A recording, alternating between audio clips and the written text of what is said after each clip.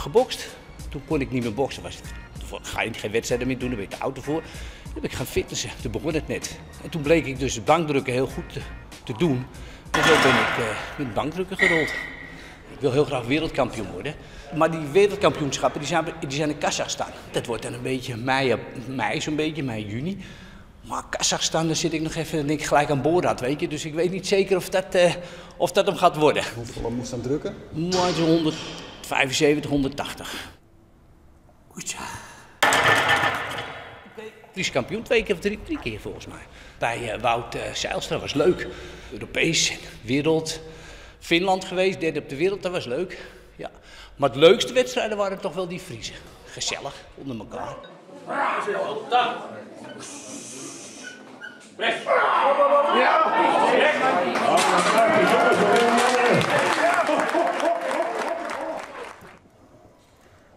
6 dagen in de week. 5, 6 dagen in de week. En wat is dat dan? Verslaving. Ja? Ja, door de endorfine die je krijgt. Het is lekker. Vind het leuk. Sommige mensen vinden het te veel. Ik ben nu 64 en dan zeggen ze, ja, 64 moet je dan nog steeds veel trainen. Ja, ik train harder dan toen ik 30 was.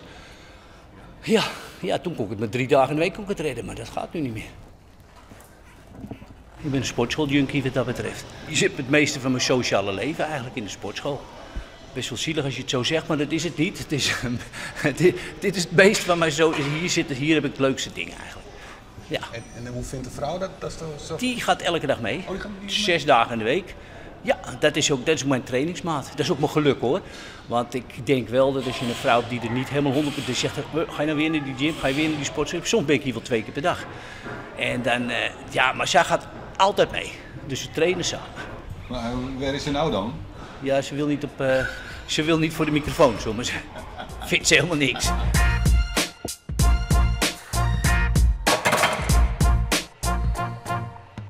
Nee, gaat me helemaal niet duidelijk. Wel, nee. Dat was wel 30 jaar terug.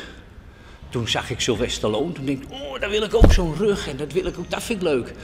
En dat leek me wel wat, want ik was heel schriel. Ik was 67 kilo toen bokste. Ik ben nu 96. Dus ik ben wel zwaarder geworden.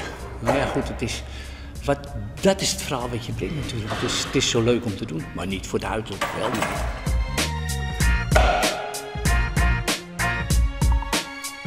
Ik schilder af en toe. Ik heb vroeger altijd geschilderd, voordat ik mijn sportschool had. Heb ik 7 jaar sportschool gehad. Daarvoor heb ik altijd een schildersbedrijf gehad. En ik ben nu een beetje in de buurt bezig. Maar dat doe ik niet altijd. Omdat, ja, dat zeg ik ben 64, dus ik mag dan een stapje terug. Heb ik zelf besloten. Dus je bent de Fries, hè? Ik ben in Hilversum geboren, daar gewoond. 20 jaar toen, 30 jaar in Almere, in een grote stad. Maar dat beviel me ook helemaal niet meer zo. Die randstad, die gekte, die drukte. En mijn zoon die woonde toen in Kuinderen. En ik dacht, oh, Friesland, zegt hij, dat is leuk. Dus ik ben Woudsend een half jaar gewoond. Vanaf Fuerteventura kwam ik, want ik ben na de sportschool een tijdje op de Canadische eilanden geweest. En ik wou die rust van Fuerte hebben. Maar toch nog wel een beetje in Nederland, hè? De groen en noem maar op. Nou, dat vind je alleen maar hier. Rust en groen en noem maar op. Toen wilde we in de omgeving van Sneek. Sportschool is voor mij heel belangrijk. Hier bij Prik vond ik het leuk. Dus ik wilde hier blijven trainen. En dan heb ik een 10 kilometer om Sneek gezocht. En toen kwam ik in Poppenweer terecht. Zo'n leuk dorpje. Echt heel leuk. Hele aardige, leuke mensen. Helemaal top. Echt helemaal mijn plekje gevonden. Dus ik heb nu eigenlijk een heel goed leven. Kan je wel zeggen. Okay. Volgende.